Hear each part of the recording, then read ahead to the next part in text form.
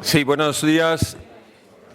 Buenos días, ya estamos todos. Vamos a dar comienzo a esta siguiente sesión de la Escuela de Verano.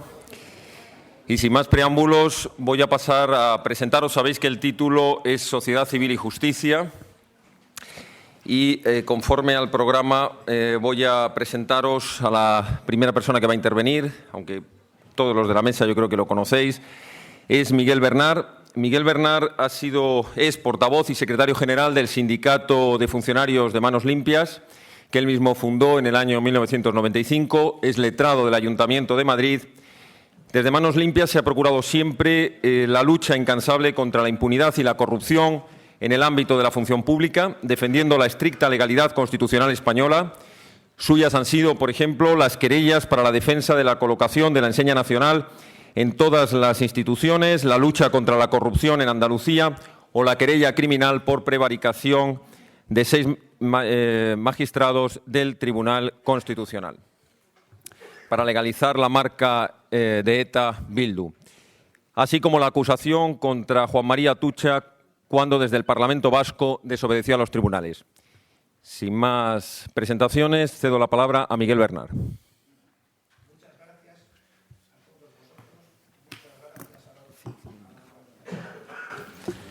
Muchas gracias a todos que estáis aquí presentes y ahora voy a comenzar dando unas simples pinceladas porque el tiempo nos apremia y queremos también que haya una intervención por parte del público asistente.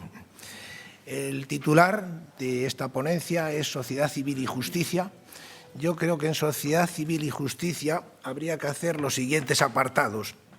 ¿Dónde está regulada la acción popular? La acción popular a través de la sociedad civil. Luego, el paralelismo entre acción popular y ministerio público. A continuación, muros u obstáculos a la acción popular que se ejercita a través de la acción civil, de la sociedad civil.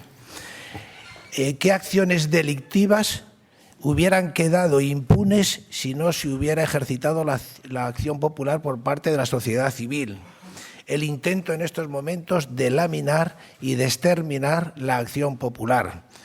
El proyecto o borrador de ley de enjuiciamiento criminal, que es una verdadera aberración, donde ahí se trata finalmente y definitivamente de exterminar la acción popular. Y luego unas breves referencias a este movimiento del 15 de mayo, este movimiento cívico, atípico, donde os puedo decir que no representa de una manera democrática a la sociedad civil. La sociedad civil debe de moverse dentro de los cauces del Estado de Derecho y dentro del más absoluto respeto a la legalidad vigente. Nosotros, en este último punto, hemos interpuesto 2 querellas mediante la figura de la acción popular contra dirigentes del movimiento 15 de mayo, porque sabéis que cuando los parlamentarios catalanes celebran un pleno, ese pleno fue, llamémoslo de alguna manera, coaccionado y amenazado por los indignados, por el movimiento que luego ha adquirido diversas denominaciones. Ese es un presunto delito de sedición y un presunto delito de ataque a las instituciones. Pues bien, a ese mal denominado movimiento cívico del 15 de mayo se ha estado moviendo al margen de la legalidad vigente y, por lo tanto, otra sociedad civil, en este caso Manos Limpias, en defensa de la legalidad vigente, ha interpuesto las correspondientes acciones penales que corresponden por el tipo de delito ni más ni menos que a la Audiencia Nacional. La Fiscalía de Barcelona ha abierto unas diligencias previas que las ha remitido ya también a la Audiencia Nacional. Pero siguiendo el orden cronológico de los puntos muy genéricamente que vamos a tratar, el primer punto es el de la regulación de la acción popular. La acción popular está regulada en el artículo 125 de nuestra Carta Magna, que taxativamente dice: los ciudadanos podrán ejercitar la acción popular y participar en la administración de justicia mediante la institución del jurado. También está regulada en su desarrollo en la Ley de Enjuiciamiento Criminal, en el artículo 262, y esto afecta a todos los ciudadanos, no solamente de una manera conjunta, sino también de una manera individual, que establece preceptivamente: cualquier ciudadano que tuviera conocimiento de un delito estará obligado inmediatamente, así te dice exactamente el artículo 262, estará obligado inmediatamente a ponerlo en conocimiento del Ministerio Público o del juzgado de instrucción que corresponda. ¿Qué representa la acción popular a través de la sociedad civil? Pues yo creo que representa la forma más democrática de participación civil en la justicia.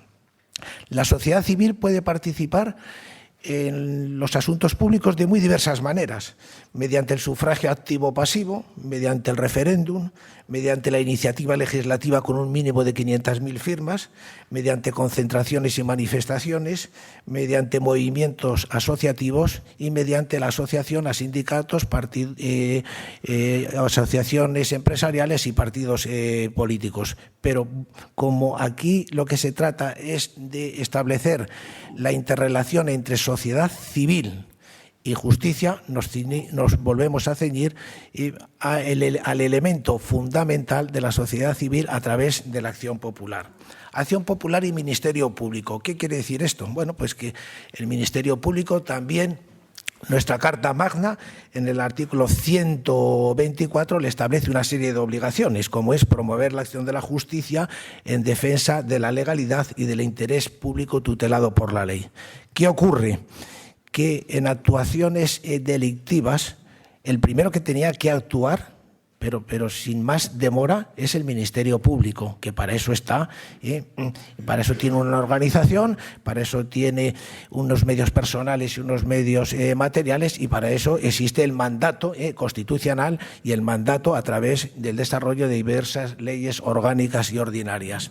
Lo que pasa es que tenemos un Ministerio Público que, salvo escasas excepciones, es un órgano jerarquizado que depende del fiscal general del Estado, donde se mueve en una gran parte por consideraciones políticas por encima de las estrictamente legales. A este respecto podemos mencionar casos sangrantes.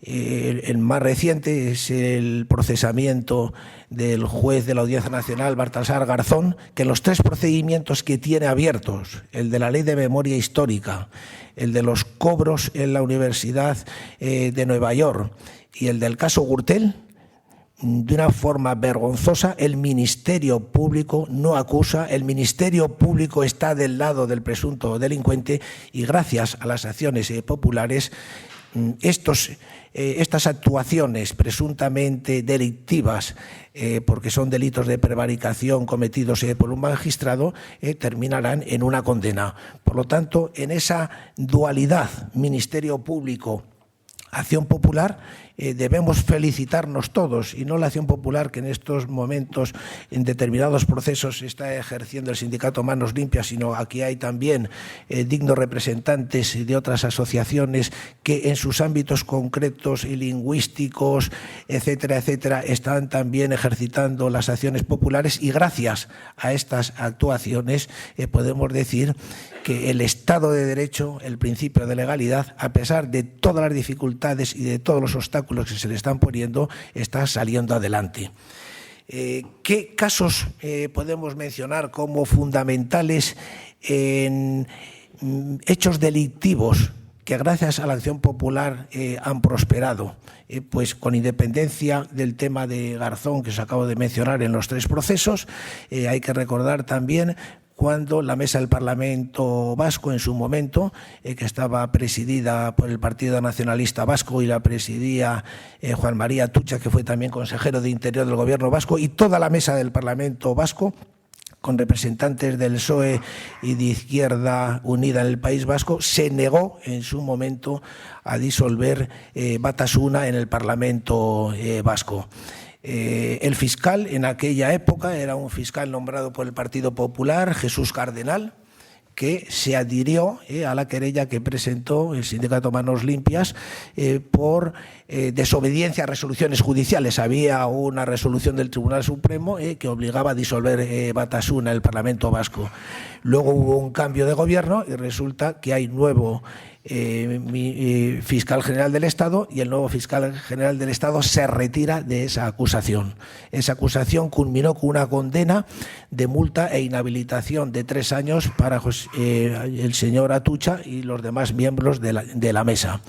Por lo tanto, en esa dualidad de funciones, Ministerio Público, acusación popular, debemos, vuelvo a repetir, congratularnos porque la acción popular está cumpliendo un deber de respeto a la legalidad, de defensa de los intereses generales, que, vuelvo a repetir, esos, de alguna manera, el máximo exponente de defensa de esos derechos y del interés público general correspondería ni más ni menos que a la Fiscalía. Quiero también hacer aquí referencia a un tema que afecta a nuestro compañero Daniel Portero.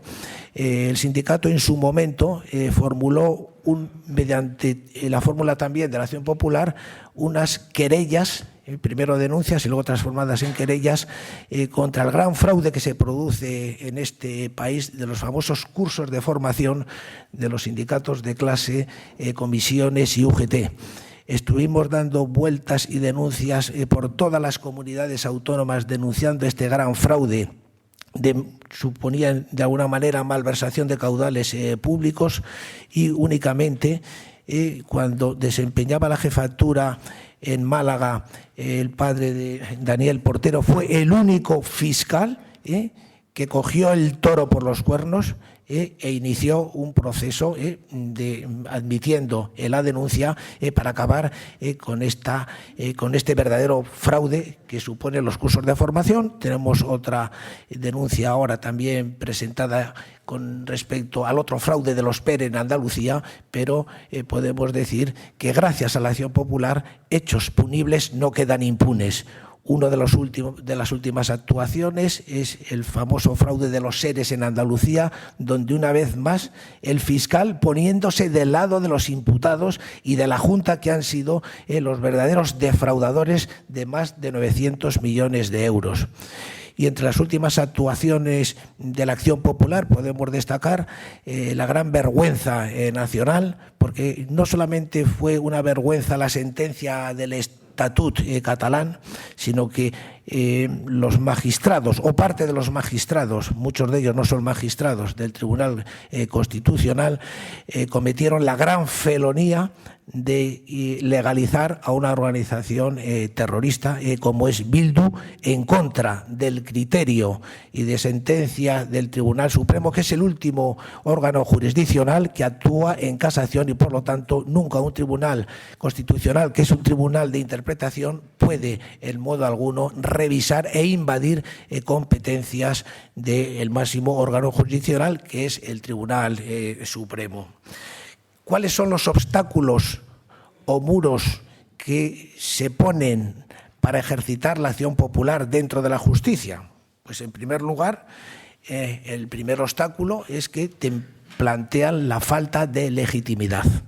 Una vez que superas esa barrera o ese muro, nos encontramos con unas fianzas que, a pesar de que puedas justificar que la asociación que interpone acción popular carece de medios económicos, en este caso nosotros podemos decir que no recibimos ningún tipo de subvención, bueno, pues te imponen una serie de fianzas para que la acción popular, que ya supera ese primer obstáculo, tenga un segundo obstáculo. A este respecto os puedo mencionar que en estos momentos tenemos dos actuaciones clarísimas de flagrante delito del Gobierno de la Nación, como es el caso del Playa de Baquio, del buque Alacrana, donde el Gobierno de España, con dinero de todos los españoles, financió y pagó un cuantioso rescate. Eso es un delito, eso está denunciado con querella en la Audiencia Nacional y se nos ha impuesto una fianza de 8.000 euros. Lógicamente no hemos podido hacer frente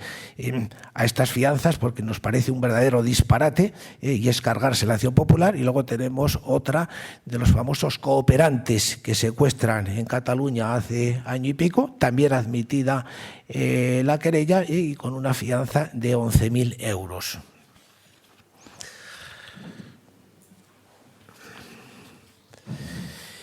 El intento de laminar la acción popular viene ya desde este gobierno socialista, que no le interesa que alguien totalmente independiente y ajeno pues pueda ponerle contra las cuerdas, pero la acción popular representada a través de la sociedad civil le pone entre las cuerdas pues por hechos delictivos y porque el Ministerio Público no actúa como debe de actuar.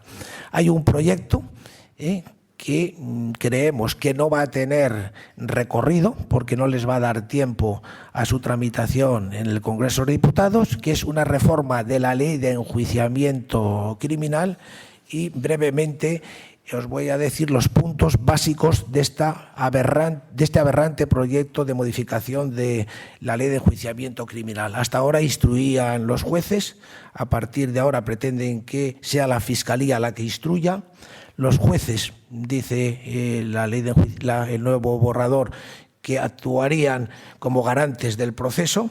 Dice que se aumentan las garantías de los acusados. El que se siente el abogado al lado del acusado no creo que sea una garantía para los acusados. Luego tratan de cambiar la denominación. En vez de imputados les van a llamar investigados, pero lo fundamental es que en ese proyecto hay un apartado concreto para suprimir y laminar prácticamente de raíz la acción popular. Todo esto viene a raíz de la dicotomía entre lo que habréis oído hablar mucho en los medios de comunicación, la doctrina Botín y la doctrina Atutxa. La doctrina Botín y la doctrina Atutxa son dos resoluciones diferentes del Tribunal Supremo. En la doctrina Botín, se establece que si no hay acusación del Ministerio Público no es válida la acusación particular o popular. Y en la doctrina Atutxa, el Supremo dice que no importa, que aunque no acuse el Ministerio Público, si hay una acusación popular, esa tiene que seguir adelante. Esto está por resolver también en el Tribunal Constitucional, pero esto va a incidir también más o menos en la, llamémosle, en la resolución final de cómo la acción popular puede ejercitarse o podría ejercitarse individualmente o ir de la mano del Ministerio Público.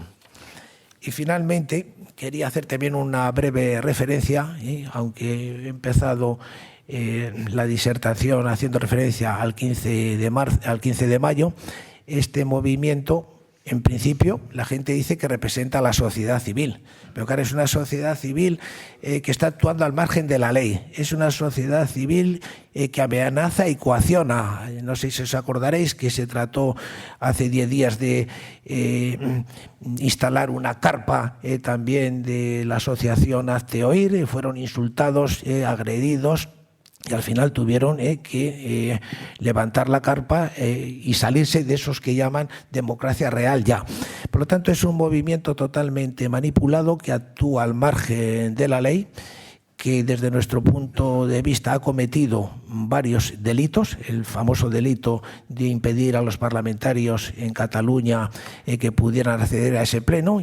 Acordaros que el presidente de la Generalitat tuvo que aterrizar en un helicóptero.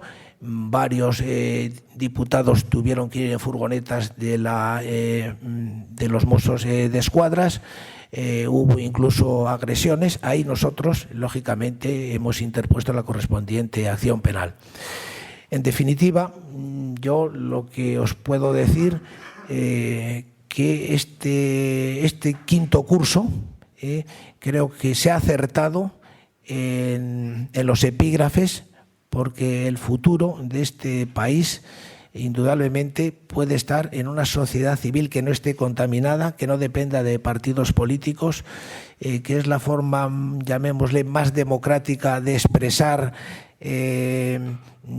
con independencia de los procesos electorales autonómicos, municipales y a nivel nacional, es la forma más democrática de ejercer la soberanía popular, que luego está representada en aquellos que les votamos. Por lo tanto, la sociedad civil tiene ya y debe tener en un futuro una importancia extraordinaria, porque es la base de todo nuestro sistema democrático. Y el intentar ahora, el único mecanismo dentro de la justicia, aparte de la institución del jurado, de tratar de laminarla, esto es pervertir nuestro sistema democrático, pervertir la transparencia, pervertir la legalidad, y ya tenemos previstos, si esto llega a suceder, ya tenemos previstos los mecanismos de respuesta a esta actuación de exterminar la acción popular. Los mecanismos de respuesta, lógicamente, van a ser dentro del Estado de Derecho, los correspondientes, y a través de una ley orgánica mutilar aquello que de una forma clara y determinante establece nuestra Carta Magna en el artículo 125.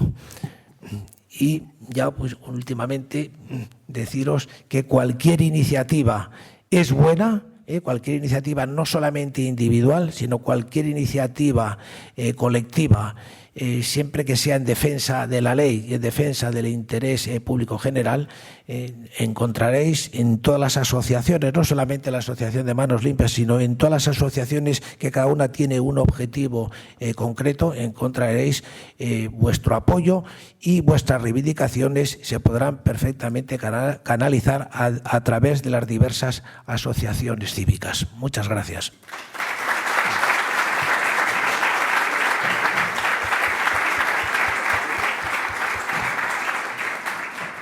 Muchas gracias, Miguel.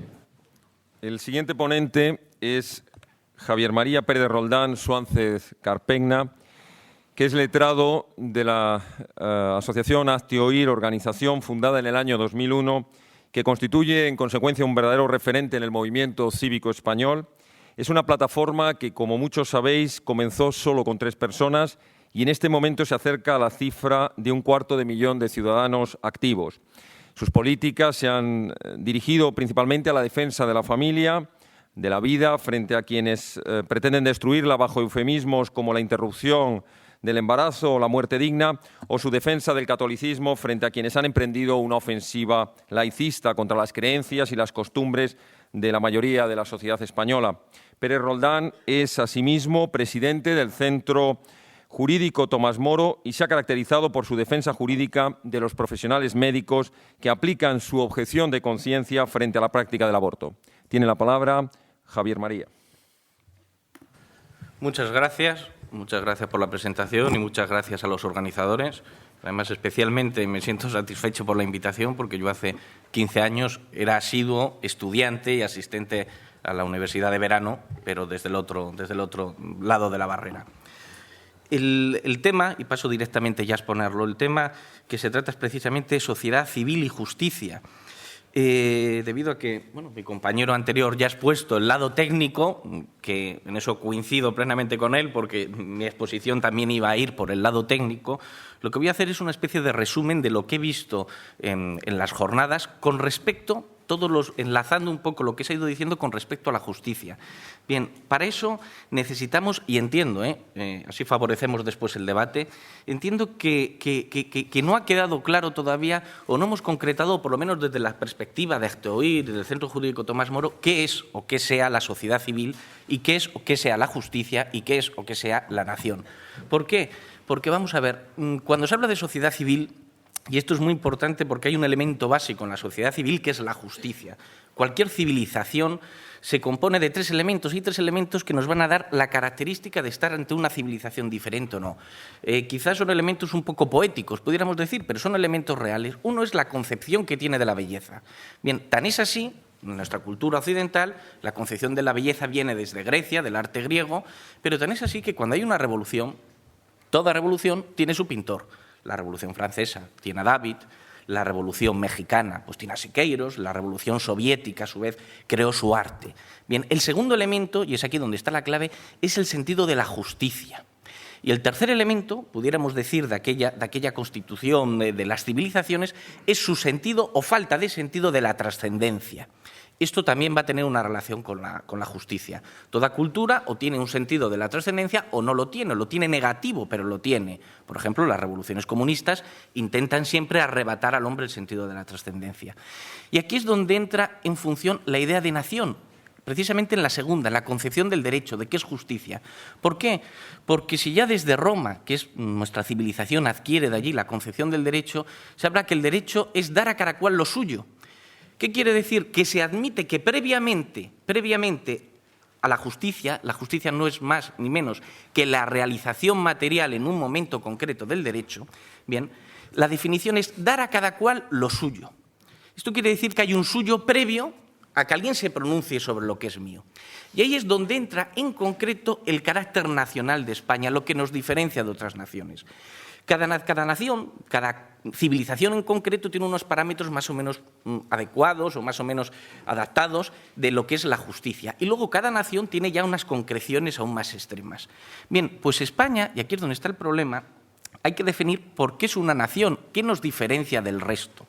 Bien, y es una nación diferente al resto precisamente por nuestra concepción de la justicia. Se habla de otros países europeos de que tienen un nominalismo, por así decirlo, procedente del protestantismo. No es así, esto era previo, venía de Ockham. La nación española es la más antigua de Europa, se constituye en el siglo XV, siglo XVI. ¿Por qué? Porque precisamente guarda unos restos previos de lo que era antiguamente la cristiandad.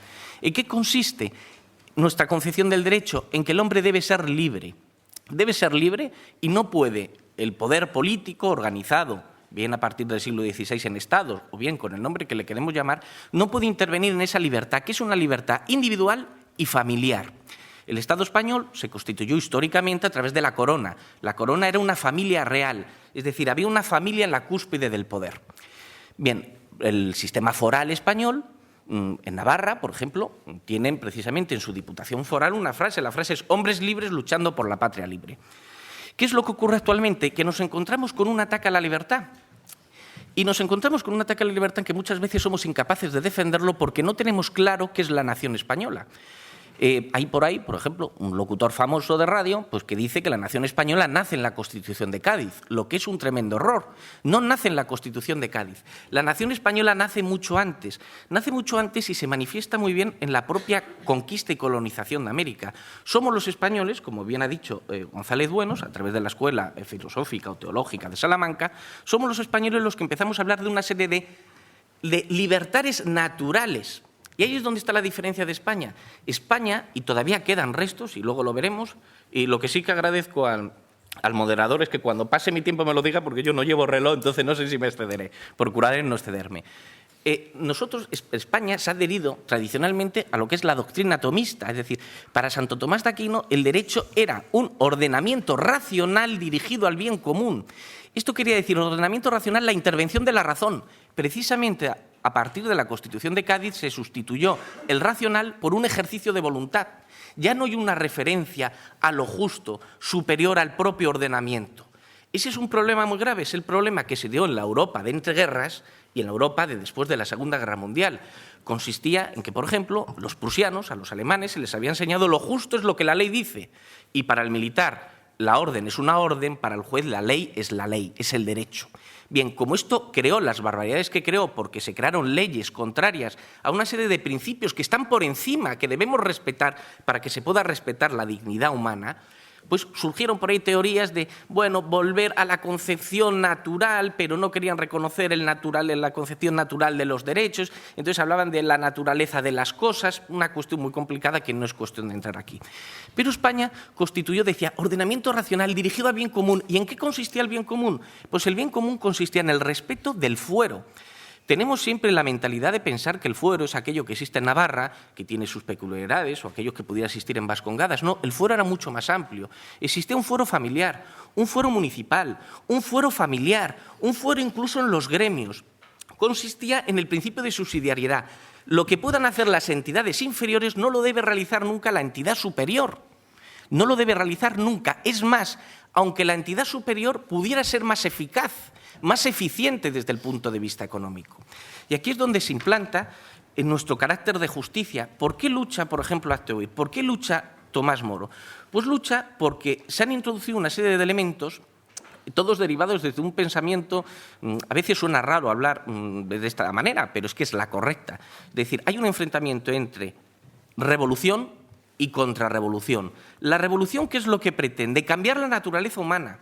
Ha habido diferentes formas de revolución a lo largo de la historia. Actualmente, en los tiempos presentes, la revolución se incardina precisamente a través de una cosa muy concreta que muchas veces damos poca importancia, que es la ideología de género. La ideología de género actualmente es la que está laminando los derechos ciudadanos, con carácter muy principal. La ideología de género no solamente es quien intenta imponer el aborto, porque es la liberación de la mujer, quien intenta imponer, ahí está lo grave, el control de la familia. Se aprueba el divorcio exprés, se aprueba la ley de violencia de género que supone detener al hombre por una sola denuncia sin ningún motivo, parte la familia, supone también la ideología de género el que sea el Estado el encargado de transmitir los valores a la familia a través de la educación para la ciudadanía. Todo eso se coarta y es el eje principal actual del Gobierno es ese. Ver la actitud del Gobierno desde el punto de vista de cualquier otro elemento es un error. Por ejemplo, ¿qué es lo que pasa en Cataluña? ¿Qué es lo que pasa en Vascongadas con el problema de ETA o con el problema del independentismo catalán? Pues pasa una cosa muy concreta, que ellos sí tienen una concepción muy clara de cuál es su nación. Una concepción basada en la manipulación histórica de hechos. Se remiten a Berenguer transformando lo que Berenguer dijo. Se remiten a Zumalacárregui falsificando lo que era Zumalacárregui. Sin embargo, nosotros somos incapaces de proponer un concepto claro de nación.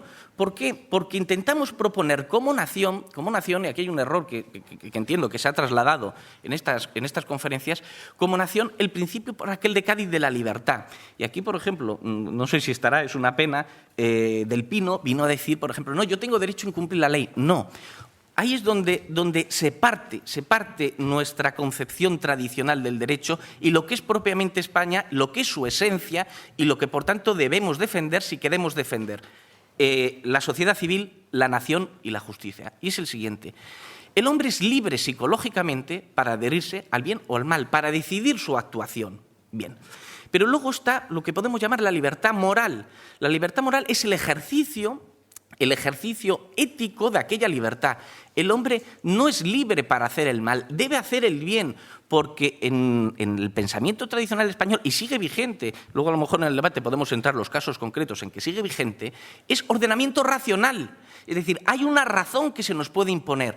Si solamente se nos impusiera la voluntad de las Cortes que determinan lo que es justo o injusto, eso sería una coacción ilegítima.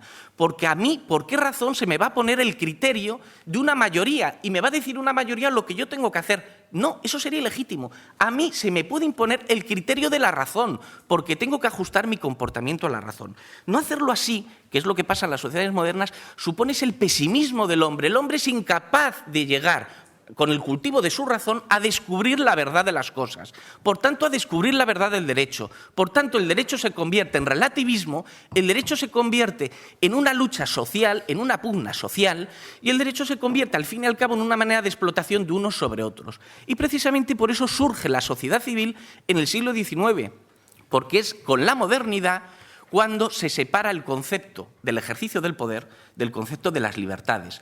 Hasta entonces, en España, hay una frase, la corona catalana aragonesa, aquello de sois reis por nos y para nos, estáis a nuestro servicio, sois servidores públicos. Felipe II, en las cartas a su hija Isabel Clara Eugenia, se lo deja muy claro, no, es que nosotros somos los menos libres de todos nuestros ciudadanos, de todos nuestros, entre comillas, vasallos, porque tenemos que buscar el bien de los demás, porque estamos sujetos a eso. Bien, entonces, desde esa perspectiva, en la modernidad se separa, se rompe aquello y se separa el poder político y es cuando surge el enfrentamiento y surge la sociedad civil. La sociedad civil lucha por sus fueros, por el reconocimiento de sus libertades y el poder se separa y pasa a ser una cosa que ni es servicio público, que se restringe, ya acabo, 2 minutos me dicen, el servicio público lo restringimos aquí a los autobuses, al tren, al taxi, y el servicio público es el poder, que está, ¿para qué? ¿Y para qué surge la sociedad civil? La sociedad civil surge para favorecer la conquista del objeto, del hombre, de la familia, de las asociaciones naturales. Y ese objeto existe, y es un objeto que podemos ver en cada caso, cuál será. Y en esa lucha, lógicamente, pugna con el poder. Y nosotros, desde el punto de vista de la sociedad civil, tenemos que hacer ver, 1, que la justicia no está al arbitrio de una mayoría. 2, que además de que no está al arbitrio de una mayoría, nos queda el último derecho que le queda a alguien sometido a un totalitarismo como el que se nos intenta someter. ¿Y cuál es ese último derecho? Por lo menos exigir que no haya arbitrariedad. Usted aprueba una ley injusta, muy bien, la aprueba, pero por lo menos aplíquela de manera igual para todos, porque aquí vemos que se manifiestan, por ejemplo, en la Puerta del Sol los indignados y a ellos no se les aplica el supuesto orden público, mientras que se manifiesta otra organización para defender otros principios y como estos van contra el sistema, no se aplica. Y al final, lo que tiene que hacer la sociedad civil, ya es mi última conclusión, lo que tiene que hacer la sociedad civil es decir al Gobierno, al Estado, oiga usted, que lo sepa, nosotros somos capaces de cultivar la razón y la razón nos sirve para determinar lo que es justo. Pero es más, incluso aunque usted se lo salte, nosotros vamos a resistir. Queremos resistir esas leyes y queremos resistir con la característica que nos hace esenciales a los españoles. Y era una característica viril de aquello que se decía, no. Éramos capaces, aunque suena barbaridad, en el siglo XVI, cuando vienen a Cortes, unos representantes de Cortes de Galicia y votan un impuesto especial para que Carlos I de España pueda ser nombrado emperador de Alemania, les ahorcan, vuelven a su tierra y dicen, ha incumplido el mandato, así que pasarán por la justicia porque han votado lo que no se acordó. Y finalmente, el decirles, su ley es injusta, yo la incumpliré, tengo derecho a la rebelión porque no me puede imponer usted la coacción de la fuerza, bien, pero ya en el último extremo por lo menos sea coherente con aquello que dice defender. Y desde ese punto de vista entiendo yo que debe centrarse siempre en nuestra actuación. Si no, iríamos abocados al fracaso. El activismo por el activismo, sin saber a dónde vamos, que sí sabe el enemigo a dónde va, pues nos abocaría a no poder sacar ningún resultado positivo. Nada más. Muchas gracias.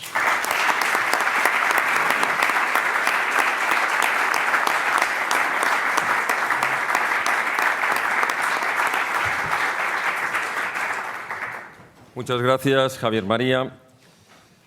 El siguiente de los ponentes es Daniel Portero, presidente de la Asociación Dignidad y Justicia. Es hijo del fiscal del Tribunal Superior de Justicia de Andalucía, Luis Portero, asesinado por ETA el 9 de octubre del 2000. La Asociación Dignidad y Justicia se ha caracterizado por las causas emprendidas contra el entorno de ETA y la lucha contra la impunidad de los terroristas y sus cómplices, promoviendo la acusación popular en todos los sumarios del entramado etarra y la difusión mediática que ayude al conocimiento de los sumarios.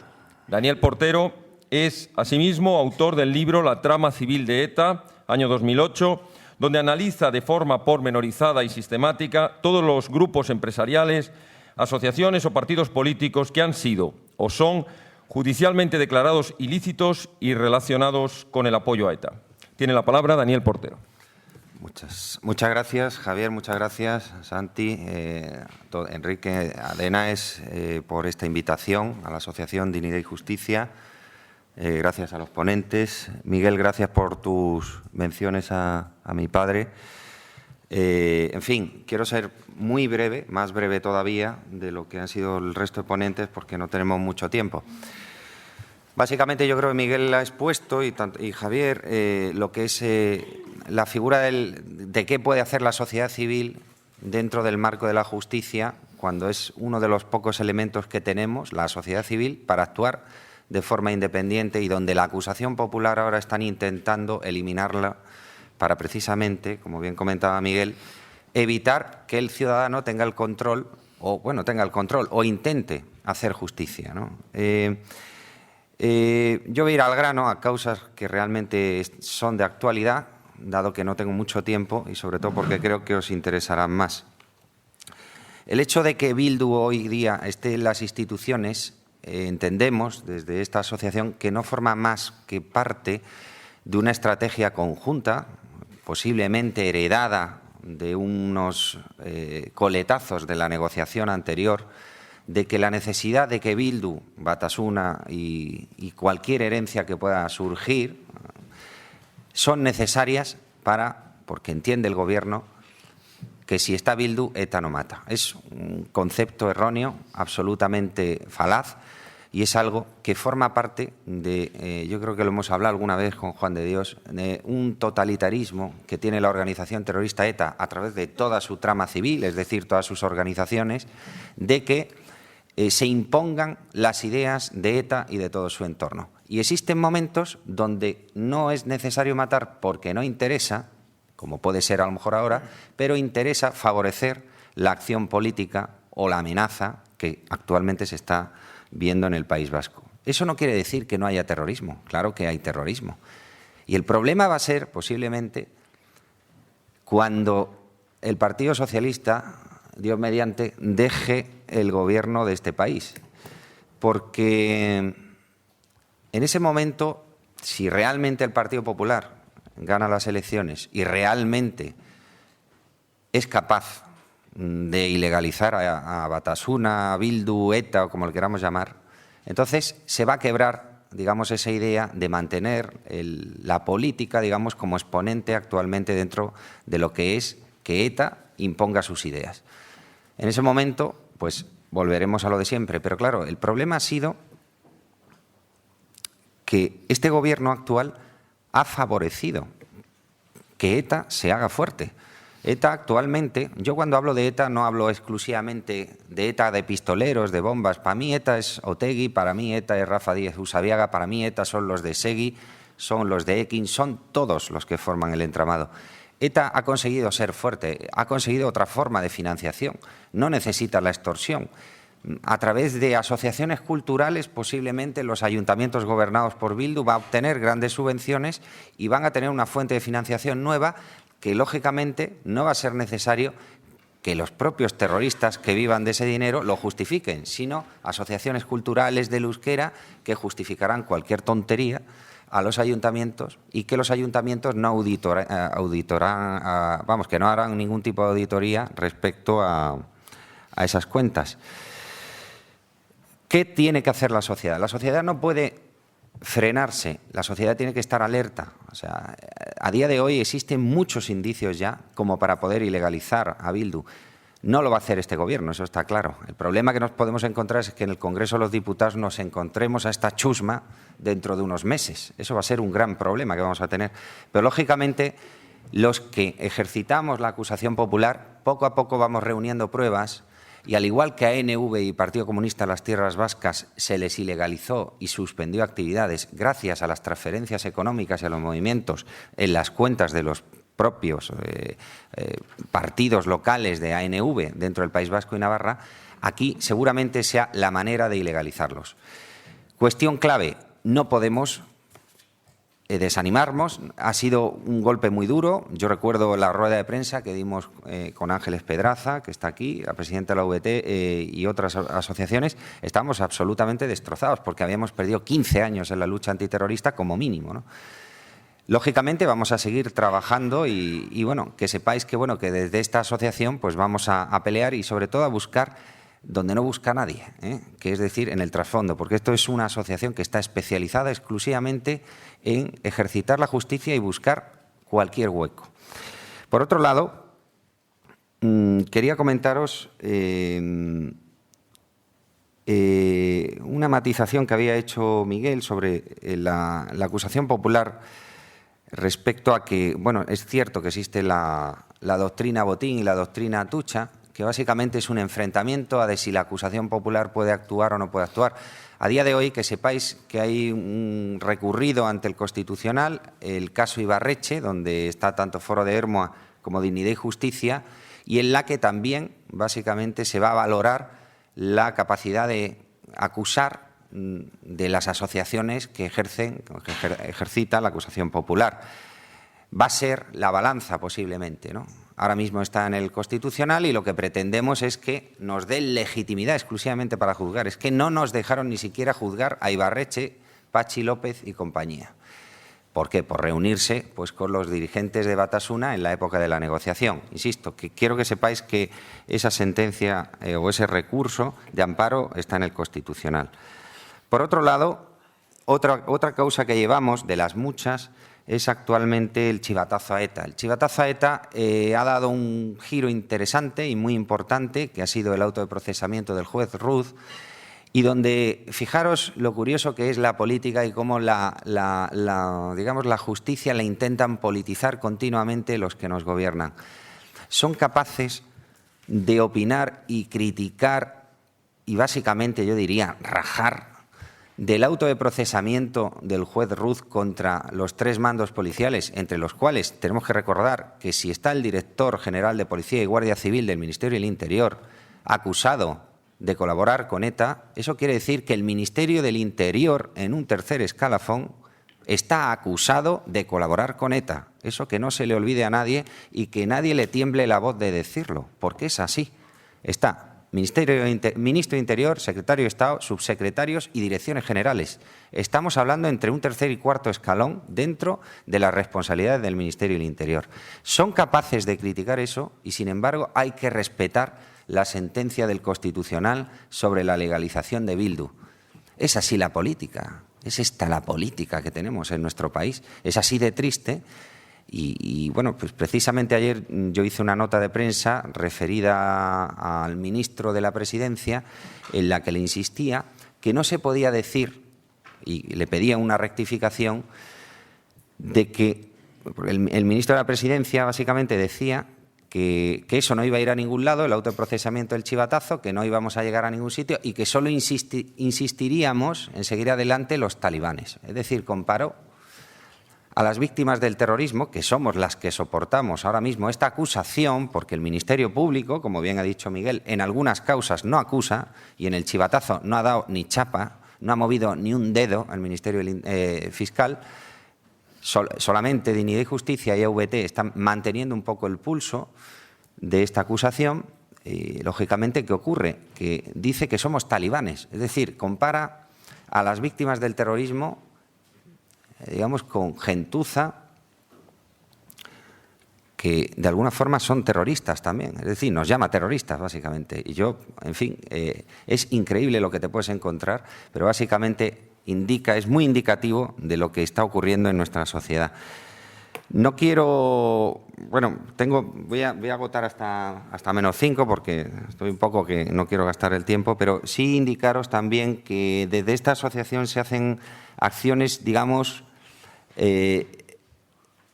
muy milimétricas. Es decir, el haber encerrado a Iñaki de Rentería le ha costado a esta asociación 1 año y medio de trabajo, 1 año y medio de estudio de todas las causas que tenía pendientes en la Audiencia Nacional y 1 año y medio donde el Ministerio Fiscal lo ha intentado en 2 ocasiones y no lo había conseguido, hasta que, gracias a un guardia civil de Inchaurrondo, que nos dio una idea feliz, logramos interponer una querella que fue lo suficiente como para acusar a Iñaki de Rentería, el número 1 de ETA, pues a principios de 2000 y finales de los años 90, y de meterlo en la cárcel. ¿Para qué? Para que luego te encuentres a jueces como Santiago Pedraz, en la Audiencia Nacional, que los ponen en libertad exclusivamente con un auto de 1,5 folio, sin ningún tipo de explicación, sin ningún tipo de justificación. Es decir, el trabajo, no solo nuestro, sino de la Guardia Civil, actualmente de la Policía Nacional, en muchas ocasiones, ese trabajo que hay detrás de acciones que ocurren en este país, a veces los truncan, fijaros, los propios jueces dentro de la propia Audiencia Nacional en los casos, por ejemplo, de terrorismo.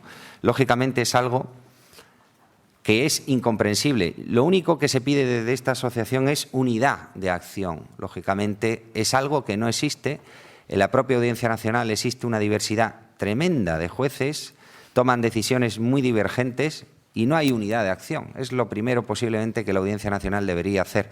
Pero lo duro y lo difícil es el ver cómo existen personas como son Guardia Civil, Policía Nacional y a veces también la Ertzaintza, que hacen trabajos impresionantes, digamos, informes periciales que dedican muchísimo tiempo para que jueces como Pedraz lo tiren por la basura. No quiero...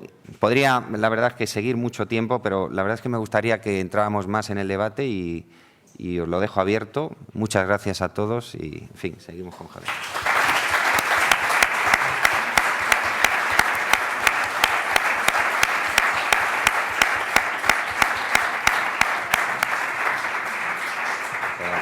Sí, perfecto. Muchas Muchas gracias, Daniel. Vamos a ver, es mi turno. Es un poco raro esto, ¿no? Pero hago mi propia presentación. Soy Javier Ortega, ya me conocéis, responsable jurídico de la Fundación DENAES.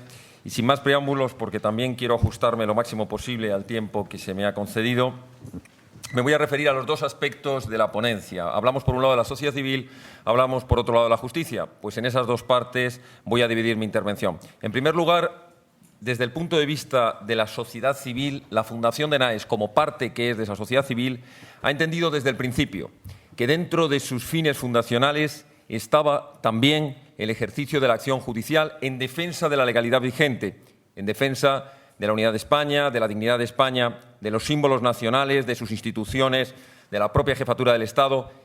Es un mecanismo más, es un medio más para los fines de la Fundación. Y para ello, desde sus inicios, la Fundación creó un sistema al que me voy a referir brevemente, un sistema de organización jurídica en el cual, bajo la figura de un responsable jurídico, una serie de letrados, desde los que desde esta tribuna les agradezco enormemente, hay alguno de ellos que está en esta sala, pero hay varios que no han podido venir, de una manera voluntaria, de una manera altruista, gratuita, como decimos siempre. Nuestro cliente en este caso es España y le tenemos que dedicar una gran parte de nuestro tiempo de manera desinteresada. Pues se dedican a llevar a cabo, ya digo, de esa manera profesional y altruista, ejerciendo lo mejor que saben hacer, que es su profesión letrada, la acción judicial, para lo cual asumen el ejercicio de una determinada y concreta acción judicial, sea esta una demanda civil, contenciosa administrativa o una querella criminal, bajo la figura del letrado director con la colaboración de otros letrados. Estas acciones, me voy a referir a alguna de ellas, más que nada porque han sido las más conocidas desde un punto de vista público y de una manera cronológica en lo que ha sido la historia de nuestra fundación. En primer lugar, recordaréis aquella querella que se interpuso contra el cómico, poco gracioso para algunos, Pepe Rubianes, que se atrevió a decir en un programa de la televisión de Albert Om que se vaya a la mierda la puta España y que se vayan a tomar por culo los españoles. Esto supuso la interposición de una querella criminal por ultrajes a España del artículo 543 del Código Penal y del delito a la incitación al odio por razón nacional del artículo 510. Se le llegó a imputar, se llegó a sentar en el banquillo, pero debido a su fallecimiento decidimos sobreseer la causa, aunque podríamos haberla continuado contra Albert Oms, pero nos pareció que realmente el autor directo era el propio Rubianes. Una segunda querella que recordaréis es la querella que se interpuso contra Santiago Espot, como responsable del grupúsculo Cataluña Acción y ESAID, que es esa organización vasca que promueve la selección deportivas vascas, por la pitada al himno nacional y contra el jefe del Estado que se produjo en Mestalla en la final de la Copa del Rey del año 2009 entre el Athletic de Bilbao y el Barcelona. En aquella ocasión interpusimos querellas por injurias al jefe del Estado, por ultrajes a España, por provocación igualmente al odio nacional por razón de su origen. Esta querella llegó a la Audiencia Nacional, en concreto al Juzgado Central de Instrucción del juez Pedraz, quien se la despachó también, como nos mencionaba Daniel, con un auto de folio y medio en el que decía que los hechos no eran constitutivos de ningún delito, era simplemente el ejercicio de la libertad de expresión, contraviniendo, curiosamente, por cierto, la Fiscalía le apoyó, contraviniendo precisamente el convenio europeo que sobre la protección de los derechos de la libertad de expresión garantiza y da valor a los Estados para que puedan limitar todos aquellos derechos de la libertad de expresión que atenten precisamente contra la nación, contra sus instituciones o contra el jefe del Estado. Recurrimos ese auto de inadmisión contra la Sala de lo Penal de la Audiencia Nacional y las magistradas que decidieron sobre esta causa confirmaron el archivo de la causa y os leo literalmente porque aquello era un comportamiento más que desagradable, se refería a los hechos que estábamos imputando delictivos, era un comportamiento más que desagradable que ciertamente no son ejemplo de educación ni de civismo mínimo exigibles, pero que no había delito.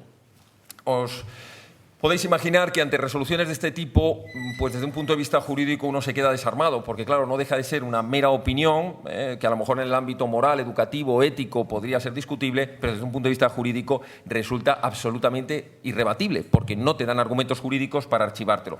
Esto lo cuento como anécdota porque ha sido un denominador común en muchas de las acciones que han sido archivadas o paralizadas, en la que los jueces, a sabiendas de que esa resolución no tiene recurso posterior, se despachan de una forma absolutamente subjetiva, absolutamente opinable, pero en modo alguno basado en la ley y en la jurisprudencia.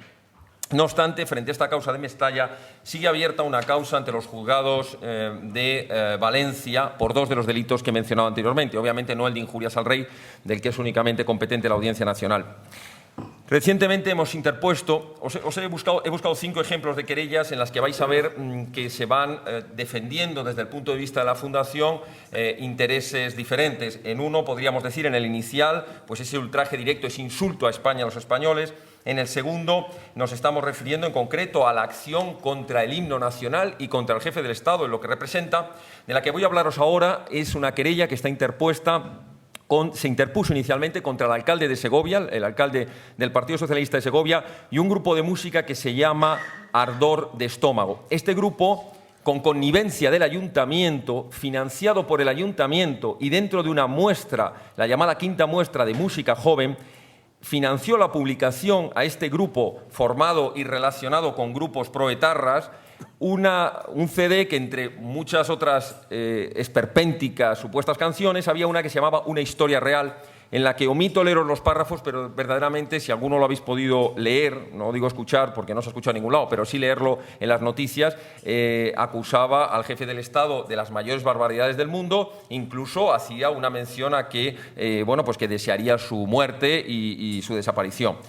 Esto, frente a ello, se interpuso una querella por injurias a la corona, que ha sido admitida a trámite, pero que no ha sido admitida al trámite frente al alcalde, porque el alcalde, de una manera muy hábil, en cuanto supo, esto se ha recurrido, no han admitido el recurso en este sentido, es decir, la querella sí está admitida a trámite contra la integridad del grupo musical, pero de momento no han admitido contra el alcalde porque de una manera muy hábil, en ese momento el alcalde fue corriendo a la Fiscalía, presentó un escrito y dijo que él denunciaba también los hechos y que además cesaba inmediatamente al concejal de Cultura que lo había admitido. Agarrándose en esto, probablemente por indicaciones de alguien del entorno del ayuntamiento, de sus letrados, inmediatamente archivaron la causa o la inadmitieron en concreto contra el alcalde. Confiemos en que estos imputados terminen diciendo realmente las cosas, las pruebas están ahí, quiénes le financió, quiénes le permitió, a sabiendas perfectamente lo que se estaba diciendo. Avanzo.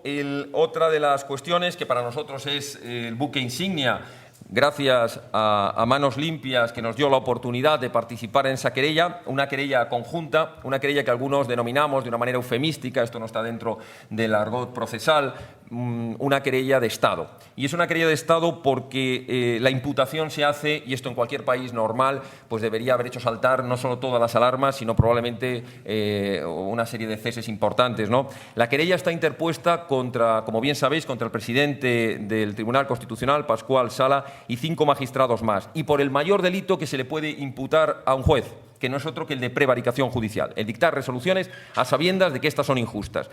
Esa querella es una querella conjunta y yo desde aquí aprovecho para decir que todos los movimientos cívicos tenemos que seguir en esa línea, en la línea de aunar esfuerzos. Nos ha hablado Daniel y nos han hablado también Miguel y Javier de las dificultades y las oposiciones que ponen los tribunales. Una de ellas, el tema de las fianzas que solicitan, de los costes que tienen los procedimientos. En fin, pues una manera de solventar esto es hacer de nuestra unión una fuerza y que los movimientos cívicos agrupemos también en la acción judicial querellas conjuntas, porque también tienen una fuerza mediática más importante. Esta querella por prevaricación judicial se basó, y perdonadme que me refiera a 2 puntos muy concretos de ella. Lo primero, a la vulneración que se hizo de las competencias del Tribunal Supremo. Tribunal Supremo ejerció de una manera admirable, basándose estrictamente en los informes de los servicios de información, de la Guardia Civil y la Policía Nacional, una sentencia impecable desde un punto de vista jurídico-procesal y jurisprudencial, en el cual llegó a la determinación de que la coalición Bildu no era más que una nueva falacia, una nueva estrategia, una nueva careta de la banda terrorista ETA. Pues bien, esa vulneración que llevó a cabo el Tribunal Constitucional, invadiendo las competencias del Tribunal Supremo, porque entró a unas competencias que no tenía. Porque si hay algo que tienen muy claro todos los magistrados del Tribunal Supremo, es que el Tribunal Constitucional no tiene competencias para volver a estudiar, a valorar la prueba, y mucho menos a desgajar la prueba que ha llevado a cabo el Tribunal Supremo, y en vez de hacer una valoración conjunta de la prueba indiciaria, es decir, de todos los indicios que sumados daban la claridad de la prevaricación judicial, fue desgajando parte a parte cada una de las pruebas, cogió aquellas que le interesó y, como quien rompe un puzzle, fue mostrando prueba a prueba y diciendo: es que yo de esta pequeña prueba, de esta llamada telefónica, yo es que de este argumento, de esta conversación de Otegi con los de Bildu, de esta no sé qué, no puedo ver que haya un entramado terrorista. Si desgajas la prueba, si no la unes, si no la metes dentro de un contexto, obviamente esa prueba no tiene razón de ser. Por todo ello, en este momento, esa querella conjunta de 6 asociaciones, y que confiamos en que se vayan sumando. Tenemos ya, de hecho, algunas confirmaciones de más asociaciones que quieren sumarse. Esperamos llegar hasta 11 asociaciones, es decir, formarían prácticamente la totalidad de las organizaciones que estamos ejerciendo de una manera pública y directa la acción popular a la que se ha referido antes.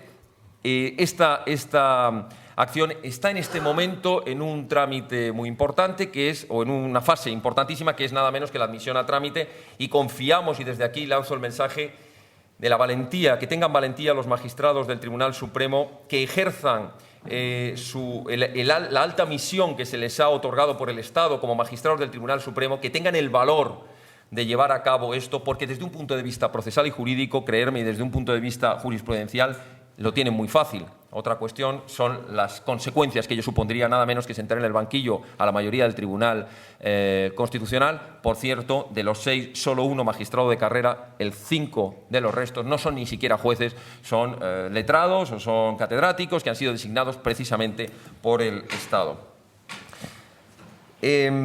Esta querella, en definitiva, no es más que la consecuencia de una lucha de trenes, de un choque de trenes brutal, como se le ha denominado, desde hace muchísimos años, entre el Tribunal Constitucional y el Tribunal Supremo. Digo entre el Constitucional contra el Supremo, mejor dicho, porque realmente el Tribunal Supremo en esto rara vez ha querido entrar a valorar competencias del Tribunal Constitucional, que no son otras que la valoración de las normas y de las leyes, si se ajustan o no a la Constitución. Pero en cambio el Tribunal Constitucional, tribunal a todas luces político, no le quepa ninguna duda a nadie, desde su propia Constitución y cada vez más, lo que ha querido ha sido desactivar al Tribunal Supremo como última instancia judicial del Estado. Y esta vez, de momento, lo ha conseguido. Y una última a la que me voy a referir, como de estas acciones judiciales, para pasar rápidamente a la segunda parte, es la querella que se ha anunciado, aún no está interpuesta porque se está en una recopilación de pruebas. En este momento es la querella contra el alcalde de Lizarza por arriar la bandera que, de una manera tan digna y tan valiente, la alcaldesa Regina Otaola mantuvo durante 4 años. Por un delito de ultraje a la enseña nacional. Hay otra serie de acciones judiciales llevadas a cabo por la Fundación de NAES que son menos de carácter general, son más internas de la propia asociación, demandas contenciosas administrativas, civiles y penales, de las que obvio haceros mención. Paso a la segunda parte, y es ahí donde ya interponemos un poco la llamada de atención a los movimientos cívicos. La sociedad civil es cierto que tiene que actuar, pero la sociedad civil, los movimientos cívicos, tenemos una obligación muy importante de denunciar, como se está haciendo, y de luchar por todas las diferentes cuestiones. Luchar por las víctimas del terrorismo, luchar por la defensa nacional, luchar por la lengua. Pero tenemos una obligación también, porque si no nos vamos a quedar frente a la sociedad como en una posición negativa, ¿no? Estos son los que siempre están criticando, siempre están denunciando, siempre están enfadados, siempre están... Tenemos que tener la otra cara. Si somos capaces de criticar, tenemos que tener la valentía y la inteligencia de proponer soluciones claras y directas. Y yo hoy os lanzo un primer mensaje que tal vez es el que me gustaría que quedara más claro de mi intervención. Es absolutamente urgente, prioritario, de necesidad inmediata, llevar a cabo una profunda reforma de la Administración de Justicia. Del Gobierno actual no esperamos nada. Queremos tener algo de esperanza de que el que venga después tenga la valentía.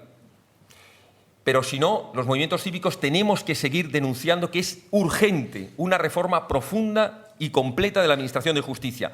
No puede seguir siendo una cuestión secundaria, porque en ello está en juego la posibilidad de defender los derechos y las libertades de todos los ciudadanos, defender a las víctimas del terrorismo, luchar eficazmente contra el terrorismo secesionista, que exista o no exista seguridad jurídica en España, que exista o no exista libertad y unidad de mercado, que exista o no solidaridad interregional, que se defienda o no la vida, la religión, el derecho de libertad de conciencia, la defensa del medio ambiente, la solidaridad interterritorial, la igualdad en definitiva a los españoles. Es fundamental no solo declaraciones de derechos, es necesario que exista un poder judicial como tal que nos garantice a todos los mecanismos de esa defensa.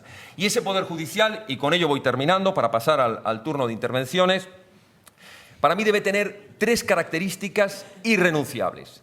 La primera, que ya se ha mencionado aquí, debe ser un poder judicial independiente, es decir, un poder judicial no politizado de ninguna manera.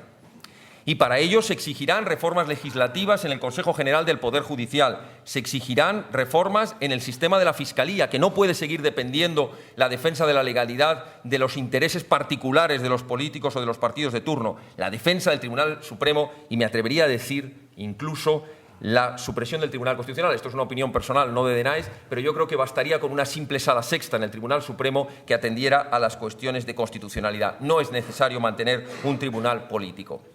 Segundo, no solo necesitamos que esa justicia sea independiente, debe ser absolutamente profesional.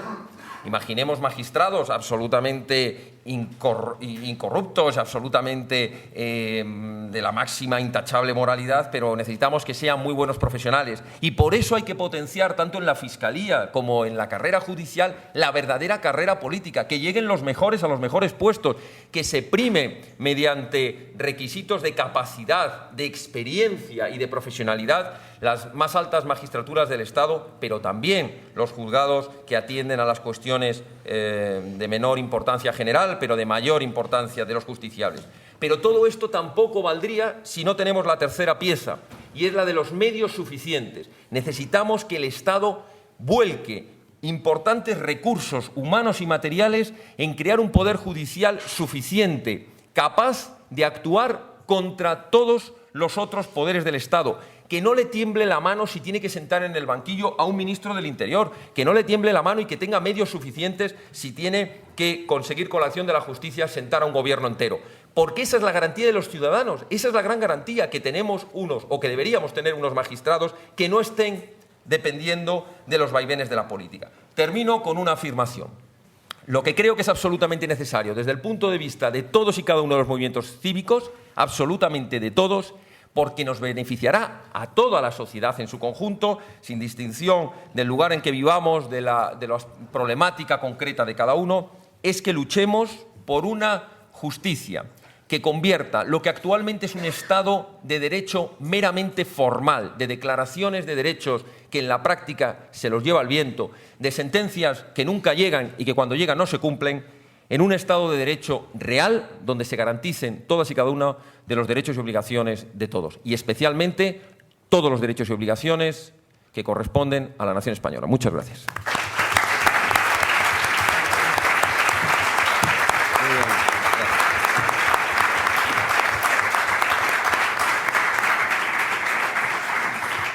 Pues ahora es el momento del turno de preguntas. Por favor, vais levantando la mano, nos van a ayudar allí con un micrófono para que podáis intervenir. Decís, por favor, a quién va la pregunta y os rogaría que, por favor, sea una pregunta clara y también haremos el esfuerzo de que las respuestas sean lo más concretas para que pueda intervenir todo el mundo. Tenemos 20 minutos para las preguntas. Gracias.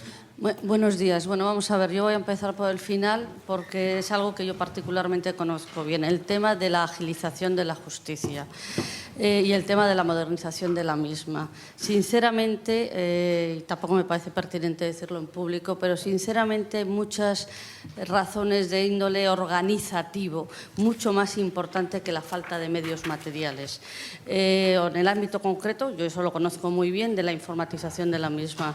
Yo os aseguro, y eso he sido responsable de ello en la Comunidad de Madrid, que se ha gastado muchísimo dinero. Sin embargo, si no se organiza desde la parte alta de manera conjunta, es humanamente imposible hacerlo. Voy a explicar un ejemplo y con esto acabo y simplemente, si quieres, te lo cuento luego particularmente. No se puede hacer la carretera Madrid-Valencia con la opinión y la única y sin la coordinación de cada uno de los municipios. No puede cada uno de los términos municipales poner el trazado como quiere que vaya ese sistema, como quiere que vaya esa carretera. Luego pasas a Motilla del Palancar y dice que quiere 3 carriles. Pasas a Chaélices y dice que la quiere rural. Y pasas por las Hoces del Carrión y dices, yo qué sé, me estoy poniendo un ejemplo, un símil. Es humanamente imposible. Y yo te lo digo como técnico, yo soy ingeniero, no se puede hacer la carretera Madrid-Valencia una autovía si no hay un proyecto único y dirigido únicamente. ¿Qué pasa con la Administración de Justicia? Que cada uno de los juzgados, no de las comunidades autónomas, de los juzgados, basándose en la independencia judicial, se basan en una supuesta autonomía de la gestión de los recursos comunes y de la manera de hacer los procedimientos. Por lo tanto, es humanamente imposible, si no hay una cabeza única arriba, en el cual gobierne el proyecto de principio a fin, hacerlo correctamente. Eso es, vamos... Además está dicho, yo me acuerdo, y perdonar con esta intervención, que nos juntábamos las distintas personas de las distintas comunidades autónomas. Lo hemos visto hasta la saciedad en el Consejo. Y te decían una explicación que a mí me parecía demencial. Me decía, es que lo ha dicho no sé qué vocal. Y yo les contestaba, mira, como si lo dice el Susun Cordan. O sea, no puede decir nadie, técnicamente hablando, mañana que se haga ahí el Corte Inglés en un día. Perdóname, ¿la pregunta en concreto? No, más que la pregunta... O sea, el comentario te lo agradezco, pero la pregunta en concreto... No, la pregunta en concreto es que vosotros, como sociedad civil, y tú además has puesto ese punto al final en cuanto a la agilización de la justicia, es pensar más en el ámbito organizativo de la Administración de Justicia para la provisión de los medios materiales y personales, porque no va a poder, o sea, no podemos cegar los ojos a esa realidad. Vale, muchas gracias. ¿Alguna pregunta más? Por ahí. Aquí tenemos una. Gracias.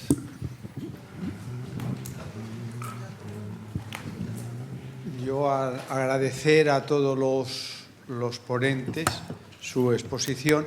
Y a don Miguel le quería preguntar si se había hecho algún tipo de querella sobre la dispersión en las farmacias de la píldora abortiva sin receta.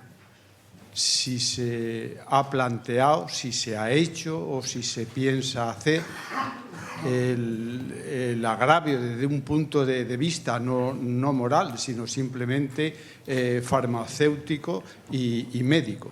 Gracias. Sí, muchas gracias. Si nosotros, concretamente en el Ayuntamiento de Madrid, hubo una actuación del alcalde, respaldado luego por Ana Botella, cuando ocupaba no la primera tenencia de alcaldía que ocupa ahora, sino cuando era concejala de Servicios Sociales del Ayuntamiento, y interpusimos una denuncia y directamente dirigida a ella por su sensibilidad y por pertenecer a un partido político que, bueno, que defiende unos valores que defiende mucha gente, lógicamente, en este país. Porque se estaban efectivamente dispensando en los 30 y tantos locales de sanidad del Ayuntamiento de Madrid, se estaba dispensando la famosa píldora sin el más mínimo rigor, y eso tuvo éxito, por lo menos en el Ayuntamiento de Madrid, y a partir de esa denuncia ya los médicos de la sanidad municipal exigen los requisitos que hay que exigir, un reconocimiento previo, si va alguna menor también se llama a los padres, está de alguna manera ese escándalo, porque supuso un escándalo de condiciones, vamos, de magnitudes increíbles, por lo menos en el Ayuntamiento de Madrid está bastante regulado a raíz de una denuncia que formulamos nosotros. Sí, allí parece que hay una pregunta. Sí. Miguel Bernal, entiendo que esas querellas que se han presentado y que se paralizaron, bueno, no sabemos si se paralizaron por la falta de dinero para las fianzas, ¿están paradas? O sea, ¿se han perdido? No, esas de momento siguen vivas. No se ha interrumpido. Bueno, como nosotros de vez en cuando vamos formulando escritos, diversos escritos, los plazos de prescripción nos sirven para que esas querellas no queden enterradas. Por lo tanto, todas las querellas respecto a la financiación por parte del Estado a organizaciones terroristas, porque hay que tener en cuenta que el Playa de Baquio, Alacrán, etcétera, eran los piratas somalíes que luego se dedican a actos terroristas, esas siguen todavía vivas. ¿Y cuál es la actitud que va a hacerse para poder disponer de ese dinero? O sea, o si no llega ese dinero, se pierde todo el trabajo que se ha hecho. Desgraciadamente, estamos agotando todas las vías de recursos para ver si en alguna instancia esas fianzas que son totalmente desorbitadas se pueden reducir y puedan ser asumibles para poder ejercitar y impulsar la querella que están admitidas todas. ¿No habéis previsto entre las personas que pertenecemos a este tipo de asociaciones o fundaciones el hacer una prestación solo para las fianzas, que siempre, pues como una especie de acciones? Bien, sí, lo que pasa es que a la sociedad civil no la puedes estar todo el día pidiendo ayudas. Nosotros, cuando el tema de Garzón, que nos exigieron 6.000 euros, hicimos precisamente esa acuestación y se superó con creces, pero claro, no puedes estar a la sociedad civil y máxime en el momento económico que todo el mundo pues tiene unas dificultades económicas, pues pedirles un esfuerzo para... Sí, por supuesto, porque luego, lógicamente, se devuelve. Nosotros, en todas las fianzas que ha habido aportación de la sociedad civil, tenemos nombres y apellidos, aparte de darles las gracias por ese adelanto, una vez finalice ya el procedimiento, se devuelven a aquellos que han hecho la aportación. Yo propongo que lo hagáis, que lo estén para todas las que estén abiertas, que tendría éxito seguro. Sí, es una buena idea, yo te la agradezco. Teníamos Lo que pasa otra... que nos da apuro el estar pidiendo... Muchas gracias. Tenemos otra pregunta ahí al fondo, luego me parece que aquí delante y luego por aquí alguien más ha pedido. Sí. Allá atrás, por favor. Sí. Adelante. Bueno, como ciudadano español, pues os agradezco... Por favor, pregunta. Os agradezco sinceramente vuestra militancia en el plano jurídico, en la defensa de la nación. Y pienso que por la edad, posiblemente alguno de los ponentes, un poco en la época del franquismo, fue ilegal frente al franquismo. O sea, frente al ordenamiento jurídico que finalizó con la Constitución del 78. Entonces, la situación actual, en fin, para abreviar, tenemos toda la sensación de que nos estamos quedando sin patria. Entonces, ¿qué ordenamiento jurídico tenemos que está incluso desde dentro haciéndose el harakiri? Y ante esta situación sugiero un poquito que de alguna manera estaría justificada, lo mismo que fuimos ilegales para cambiar a bien el régimen de Franco, pues ahora es que hay casi razones para un poco echarse al monte y ser rebelde frente a esta situación actual de este ordenamiento jurídico que nos está torpedeando la patria. ¿Alguna pregunta a alguno de los de la mesa? Pues sí, era un poquito Sí. como, sobre todo Miguel y Javier María habían insistido en todo esto de las manifestaciones, un poquito al margen del ordenamiento jurídico y tal y que cual. Yo simplemente digo que es que la situación está, por lo menos a muchos, honestamente, empujándonos un poco a plantearnos y echarnos al monte. Bueno, muchas gracias. Aquí tenemos otra pregunta en la segunda fila. Perdón, el micrófono. Sí, es que si no, no te oyen detrás. Daniel, es para ti solo una pregunta. ¿Tú qué crees que le debe este gobierno a ETA para concederle todo lo que pida? ¿Qué creo que le debe este gobierno a ETA? Pues quién sabe, si es que realmente el 11M no está esclarecido. Hay tantas cosas que verdaderamente yo, mira, sobre todo por la tranquilidad de las víctimas del terrorismo, habría que aclarar tantas cosas que están en la nebulosa. O sea, por ejemplo, el atentado del 11M, el daño que se ha hecho desde el propio gobierno de Rodríguez Zapatero intentando esconder continuamente lo que era la verdad, juicios que han tenido que salir paralelos de Sánchez Manzano, en fin, y al final son las acusaciones populares las que lo llevan para adelante, que nos quieren quitar del mapa, pero ahí están las acusaciones, que es al fin y al cabo la sociedad la que está intentando esclarecerlo. Yo, por la tranquilidad y la paz interna de las víctimas, me encantaría saber algún día verdaderamente esa relación con ETA, si es que ha existido, o verdaderamente ese pago que podría a lo mejor tener el gobierno con ETA, pues por haber participado en otras muchas cosas. Ojo, te voy a poner un detalle muy...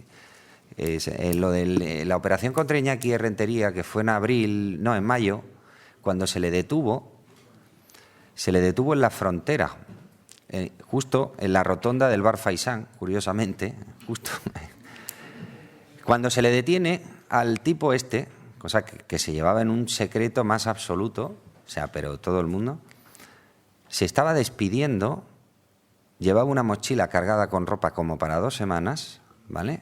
Y el tío se estaba yendo. Se detuvo porque se tuvo que acelerar y avisar al juez y informar a la Audiencia Nacional de que este tío se fugaba. ¿Qué pasaba? Se le detuvo y en ese caso, bueno, pues en su momento cuando se interpuso la querella se hizo a través del 5, porque sabíamos que si lo hacíamos en el 1, Santiago Pedraz, pues vamos, no salíamos ni de coña de ahí, ¿no? Aunque luego han trasladado la querella al 1. Ahora lo deja en libertad a Pedraz. ¿Qué va a hacer este tío? Bueno, estará una semana por ahí, pero vamos, de aquí a 2 semanas, otro troitiño. O sea, quiero deciros que verdaderamente, ¿eso qué es? Eso es otro chivatazo. Eso es otro chivatazo. ¿Quién le puede haber dado eso? Más que haya sido alguien de dentro. Les dan cosas continuamente, aunque sean pequeños matices, cosas que a lo mejor pasan por encima, ¿no? O sea, ojalá pudiéramos saberlo algún día, ¿no? Sí, muchas gracias. Hay otra pregunta, Juan de Dios.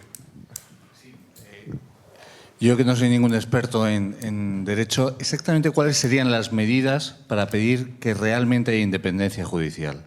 ¿Cuáles son realmente los obstáculos del Tribunal Supremo o a la hora de poder alcanzar la cúpula judicial? ¿Cuáles serían las medidas realmente que habría que exigir para que haya esa independencia judicial? ¿A quién va dirigida? Sí. O Javier, ¿no? Vamos a ver, la independencia judicial la puedes lograr de diferentes maneras. La más importante probablemente sea en el sistema de selección de los magistrados. Es decir, desde el momento en que tú designas un magistrado desde un órgano político, pues tienes que imaginarte que va a ser la voz de su amo. Por tanto, insistía yo antes, sin entrar en mucha matización, en lo que es la propia carrera judicial, la necesidad de que haya un sistema de convocatorias, de concurso abierto dentro de la carrera judicial para que lleguen los mejores, para que Por supuesto, nadie está pidiendo que los magistrados no tengan su opinión personal, política, muy respetable. La cuestión es si conformas la mayoría de ese tribunal a base de una determinada ideología. Por tanto, la carrera judicial es una cierta garantía, los requisitos, y cuanto más alto sea el tribunal, mayores han de ser en cuanto a la experiencia judicial, en cuanto a los conocimientos jurídico-procesales, y también es muy importante en determinados órganos, especialmente yo mencionaría actualmente el Tribunal Constitucional, el Tribunal Supremo y la Audiencia Nacional, la inamovilidad del puesto, que no digo que debe ser vitalicio, pero que sí que debe tener una antigüedad en el cargo suficientemente importante para que no vea vinculadas sus actuaciones a la renovación inmediata del Gobierno y, por tanto, a la pérdida de ese cargo. A ver, 2 apartados. Algo ha comentado ya Javier, Ministerio Fiscal, mientras siga jerarquizado, difícilmente va a haber independencia en el Ministerio Fiscal. Ojo, yo recuerdo a mi padre, antes de que fuera asesinado por ETA, que él velaba siempre por los 3 principios, el de legalidad, imparcialidad y jerarquía, pero siempre, por encima de todos, legalidad e imparcialidad. Es decir, el fiscal puede elegir el ser independiente. El problema que hay es que, por supuesto, si eres una persona que tienes aspiraciones profesionales en el futuro y eres independiente y no le haces caso a tu jefe, te quedas donde está. De hecho, en la Audiencia Nacional, los buenos fiscales, que los hay, están en la planta octava o los tienen con Pedraz, por ejemplo. Recuerdo, Jesús Alonso era el fiscal del caso de Juana Chaos. Jesús Alonso pedía 96 años para de Juana Chaos. El fiscal Zaragoza, Javier Zaragoza, fiscal jefe de la Audiencia Nacional, por desgracia 5 años más, le dijo que no podía pedir 96 años, que había que pedir 4 años. Él se negó. Él bajó por las escaleras llorando, y esto me lo han contado sus escoltas, de la impotencia. Lo sustituyeron por un fiscal que era un títere, y sigue siéndolo, que es Burgos, el fiscal Burgos, actual representante de las víctimas del terrorismo en la Audiencia Nacional. Fijaros qué representante. Es decir, depende de cada uno. El tema es que no te promocionan. Mi padre no subió más allá de Andalucía. ¿Por qué? Porque él dijo que no a dejar el PER cuando él inició la investigación del Plan de Empleo Rural, digamos, aquellas basuras que aún continúan, y cuando fue asesinado continuó todo aquello. Se lo iba a cargar. No sé si llegó a encerrar cerca de 20 alcaldes, ¿no?, de ayuntamientos de Andalucía. El caso Juan Guerra tuvo muchas presiones del entonces fiscal general del Estado, Eligio Hernández, y él lo que siempre le decía era: pues me lo mandas por escrito. Nunca se lo mandaban por escrito, ¿no?, porque eso es como dejar una prueba. O sea, el Ministerio Fiscal tiene salida. Y por otro lado, y matizando ahí, en fin, otra cosa, el Consejo General del Poder Judicial, el sistema de elección de los vocales del Consejo General del Poder Judicial lo modificó Felipe González en el año 86. Antiguamente el 60% de sus miembros se elegían dentro de la carrera. Y Felipe González lo que hizo fue modificarlo, ojo, con la aquiescencia del PP, de tal manera que sus miembros fueran elegidos de forma política y no dentro del sistema, digamos, de los jueces. ¿Qué ocurre? Existe un manifiesto por ahí de 1000 y pico magistrados y jueces donde piden volver a ese sistema, precisamente para dar esa independencia judicial dentro del máximo exponente que son los jueces y que es el Consejo General del Poder Judicial. Yo nunca consideraré el máximo exponente el Tribunal Constitucional dentro de la judicatura o de los jueces. ¿Por qué? Porque precisamente, como bien ha comentado Javier, muchos de ellos ni son jueces. Quiero, si puedo, simplemente es un minuto, vamos a ver. Es que precisamente con el tema de la independencia judicial, aquí hay una cuestión.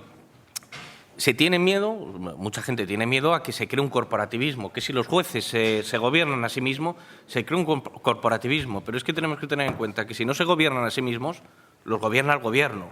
Y es preferible, entre comillas, tener un corporativismo que pueda compensar otro corporativismo con un corporativismo uniforme.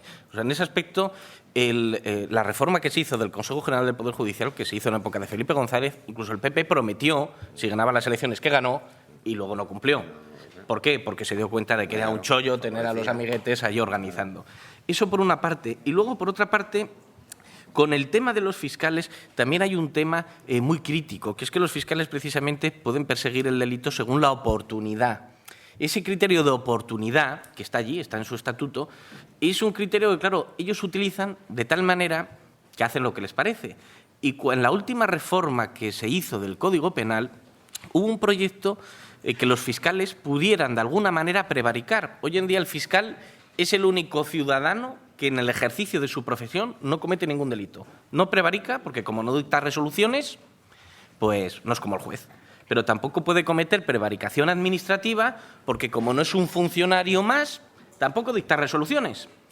El único delito que cabe en teoría, porque en la práctica nosotros lo hemos intentado 2 veces y no ha colado, el único delito que cabría es el de sostener una acusación falsa. Es un falso denunciante, sabe que es falso y la sostiene. Pero claro, eso solamente sería aplicable a unos supuestos. Y una de las cosas que habría que hacer precisamente es a la Fiscalía el que pueda existir la posibilidad de perseguirle penalmente e introducir en España, no solamente en la justicia, sino en todo el ámbito administrativo, la responsabilidad individual de cada funcionario responsable, porque la justicia está, los órganos de justicia, pero también hay una justicia menor, entre comillas, que no es justicia, que es la administrativa, los recursos administrativos, es establecer un principio de responsabilidad. Somos hombres, tenemos supuestos, realizamos un trabajo y somos responsables de nuestras acciones humanas. Mientras no se introduzca eso y la responsabilidad se dilate en órganos y en órganos y en órganos, no se puede hacer nada.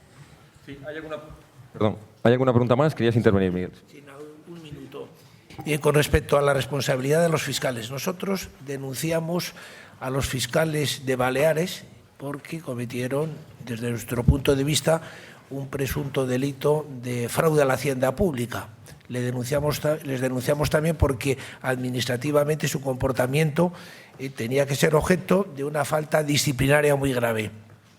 Y la Agencia Estatal de Administración Tributaria está ya tramitando esa denuncia contra los fiscales de Baleares por un presunto delito de fraude a la hacienda pública. Si nos hubiéramos metido en una denuncia de falsedad en documento público, ahí sí que hubiéramos tenido, como muy bien has comentado, dificultades para poderles exigir responsabilidades. Nada más que eso. Sí, como estamos fuera de tiempo, hemos pasado 5 minutos, hay 2 preguntas más que pido que sean concretas y vamos a dar por finalizada esta sesión. Tienes la palabra primero, Jorge, y luego por allá atrás otro más y hemos terminado. Gracias. Adelante. ¿Te traen el micrófono? No sé, nos hemos quedado sin micrófono. Sí, pues habla fuerte, por favor. ¿Qué opináis de la iniciativa legislativa popular, de la ILP? Cualquiera. Vamos a ver, pues yo que tengo el micrófono aquí delante. La iniciativa legislativa popular tiene la ventaja precisamente que lleva a las Cortes lo que la sociedad desea. Pero en el fondo no deja de ser un argumento un poco vacío, porque es que luego va a depender de la voluntad de quien vote el votarla o no. Lo único que pone en evidencia a veces, si uno presenta, vamos a ver por el caso, que sea una barbaridad, 10 millones de firmas y no la aporta, pues pone en evidencia la separación que existe entre el poder político y la sociedad. Pero poner en evidencia algo que ya es evidente, no ganamos nada. En Italia sí tuvo, digamos, hace poco no hubo, a raíz de una iniciativa legislativa popular, una serie de referéndums a nivel nacional que salió perdiendo Berlusconi en muchas cosas. Y en España hay una ley de comunidad de propietarios que se aprobó por esa iniciativa. Pero lo que son los temas trascendentales, que es lo que preocupa a la sociedad, porque ese tema se podía haber aprobado directamente sin necesidad de la iniciativa legislativa popular. Los temas trascendentales, que es lo que la ciudadanía discrepa del gobierno o de los políticos, es que no obliga a que voten a favor. Otra cosa sería establecer una especie de vínculos, oiga, es que usted está obligado a votar a favor de esta iniciativa. Bueno, yo en Italia no sé qué ha pasado, pero una de las peticiones era que Berlusconi se sometiera a la ley como cualquier otro. Y todo el mundo votó que sí. O sea, pues lo mismo tendría que ser aquí. O sea, si llevamos a Rubalcaba o a Camacho por el tema del Faisán algún día a los tribunales, que sepáis que ellos actualmente tienen derecho a declarar desde su despacho. Tiene que ir el juez y las partes a su despacho y no se someten a la ley como cualquier otro ciudadano. Eso que lo sepáis. Gracias. Una última pregunta ahí detrás y damos por terminado el acto. Javier María, cuando hablabas del proyecto nacional de Cataluña y País Vasco, dices que el proyecto nacional español no tiene tanta fuerza como lo que están planteando estos dos. Yo quería preguntar si es porque hay una confusión, a lo mejor los presidentes españoles, hay una confusión de a lo mejor España está formada por diversas naciones, o porque hay una confusión entre la nación cultural con la nación política. Esto. ¿Por qué no hay...? Pues simplemente, muy breve. En primer lugar, porque con carácter general los nacionalismos independentistas se constituyen de forma negativa, son lo contrario a lo otro. Entonces siempre es muy fácil estar a la contra de algo. Mientras que el nacionalismo español tiene que estar a favor de algo. Y ahí es donde existen discrepancias. ¿Por qué? Y son 2 minutos simplemente lo que dedico. Porque, por una parte, existe una tendencia muy amplia a identificar el propio nacimiento de la nación española con el catolicismo. Entonces, esto parece que determinada parte de la población pues, lo puede rechazar. No nos atrevemos entonces a decir que la unidad de España y que la identidad de España tiene mucha vinculación con la religión. Bien, entonces no se defienden esas teorías. ¿Qué teorías se defienden o son más populares? pues son más populares quizás las teorías precisamente que la libertad de España nace en la Constitución de Cádiz, pero es que la libertad no es más que un medio, no es un objeto, porque precisamente si la libertad en sí fuera un objeto, pues tienen razón los independentistas catalanes en ejercicio de su libertad, no están vinculados a nada que objetivamente, que esté por encima de ellos, a decidir.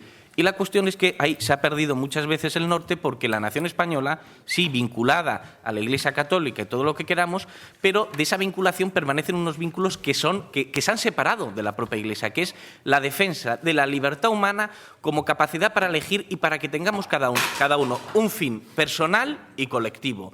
Y que la sociedad se constituye, y esto es la gracia que tiene España frente a otros países, de forma subsidiaria. De tal manera que la conquista, por ejemplo, americana, se realizaba independientemente del Estado. Iban allí unos locos y conquistaban aquello.